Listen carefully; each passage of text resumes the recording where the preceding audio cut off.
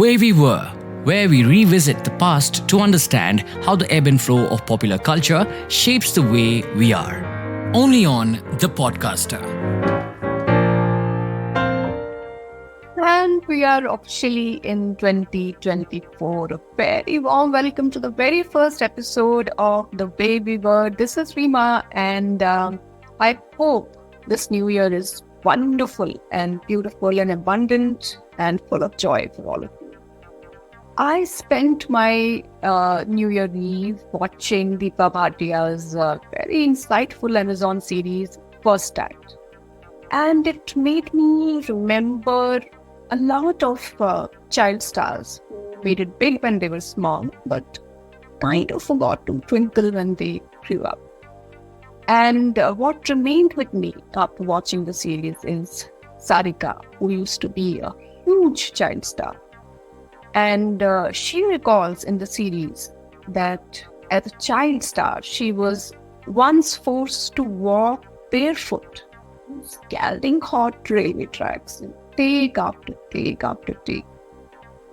And she was stressed and traumatized, and she was just, a small child, and she began to pass blood in you. This fact was hidden from the production team, and she continued working. And whenever she wasn't working, in her very few, stolen moments of pleasure, she would stand in her balcony to watch children coming back from school, and never got to wear a school uniform off screen or to even get a proper education. She doesn't put it in words, but it's kind of common knowledge that her mother was a bit abusive, very greedy, controlled her finances, and ruled her career with an iron fist till one day when Sarika was 21 years old. She left home, slept in her car for almost a week, and began to build her life and finances from scratch. And this information is in the public domain.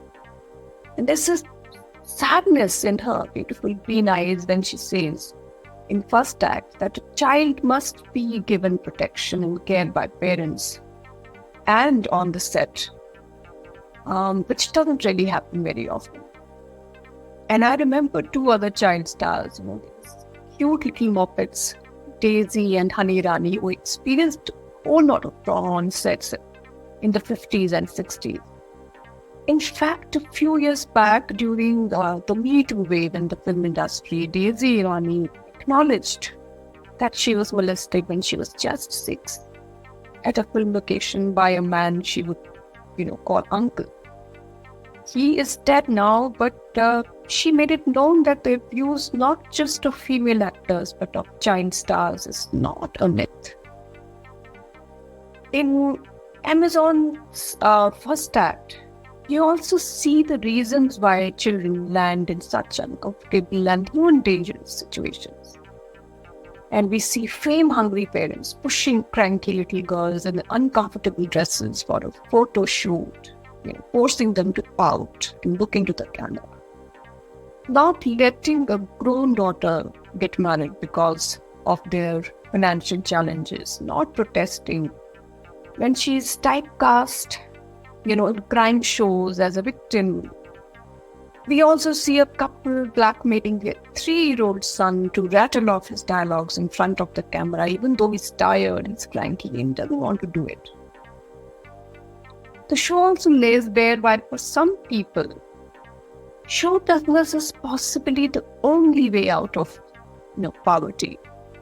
It shows what happens to dreams of stardom when these dreams are dreamt outside the bubble of privilege, So we see a flute seller taking his son every day to the beach to get him to break the Guinness World Record for backflips. And this boy, Akbar Ali Ansari, does break it with 66 backflips, but there is no applause, no headlines, or flashlights. He continues to leap like a ballet dancer over garbage in his slum, where sunlight doesn't enter dark, damp, squalid holes. And yet when he curls up to sleep, his eyes are alive with dreams. His fingers dance to a tune only he can hear. He has been struggling and auditioning for a life-changing break for 10 years. 10. In an industry where we're supposed to praise and applaud and cheer for the debutantes of the Archies, just because they took 2 years to prepare for their dream roles. And then there is this young boy, Ali. Whenever fumbled at an audition, his father would strap him to a chair and beat him up. Yet, he idolizes him, craves to fulfill his dreams. He wants to pay off his parents' debts and inspire other impoverished kids in his neighborhood. And what happens to kids who do get their big break, the biggest one of them all? Remember Azhar, the now forgotten star of the Oscar-winning Danny Boyle hit Slumdog Millionaire? Well, he's now recovering from depression and drug addiction, far away from the spotlight. Bollywood mujhe bhool gaya, he says, in the show, with downcast eyes. And his story is a far cry from the fairy tale of Master Sajid, who, if you remember, played the young Sunil Dutt in Mother India. Born in the slums, he was adopted in a way by Mehboob Khan, the director, and his wife, and even sent to the States for higher studies. Unlike him, Azhar had no godfather. Ali, however, the other boy, may just make it big, even though he wonders what will happen if he doesn't. So he continues to work hard, to be a better dancer, to do more backflips, to be fitter, and is now even running dance classes to do something more with his life than just wait for fortune to smile at him. I think this story should be made a mandatory watch for star kids who crib about being compared unfairly to their parents. For one, they do not have to put food on the table. Like this young actor we see in the show called Ekta Mithai, who has to do all sorts of uncomfortable scenes in crime shows, in order to support her parents. And star kids, of course, also don't have to worry about how their school fees will be paid. And there's a bittersweet moment in the series where two kids, who work in films in small roles, we see them when their single mother takes them for auditions and also sells kurtis and chutneys to pay for their schooling. These two pretend to be Alia Bhatt and Tiger Shroff in one very, very sweet moment, which also breaks your heart. And they play act as their favorite stars in their imaginary vanity vans and pose for photographs and take selfies with fans who don't exist. And in one wrenching episode, this young boy breaks into tears and says between heavy sobs that he'd never betray his sisters and will one day buy them home of their own. Not all stars in this show are, however, about the inner and outer world of child actors, and are not very moving. In fact, they make you angry. It is infuriating to see ambitious or oblivious parents forcing, cajoling, blackmailing their kids to perform, training them like circus animals, and then having the gall to say in front of the camera, "How is this child able? We are investing in our child till he gets something."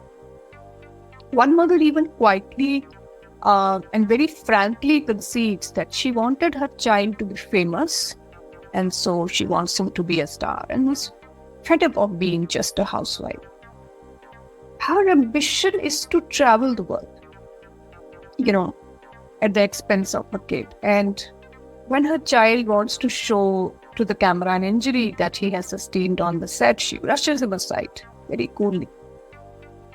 Then there's another couple who, claims that they're fulfilling the ambition of their less than 3-year-old baby boy by bringing him to Mumbai from Delhi. They want to one day own a home, where the back door will open to ocean vistas, and they take their child to take pictures and selfies in front of Shah Rukh Khan's Mannat. And so you can see, how their mind is ticking and what they want from this little boy. Some of the parents that we see are introspective, but others are just blinded by the prospect of their child fulfilling their unmet need for validation and for money.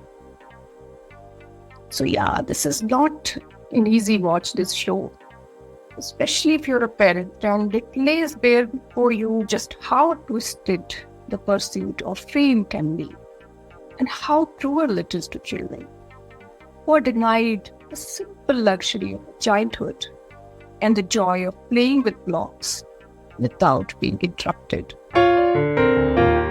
The Way We Were, where we revisit the past to understand how the ebb and flow of popular culture shapes the way we are. Only on The Podcaster.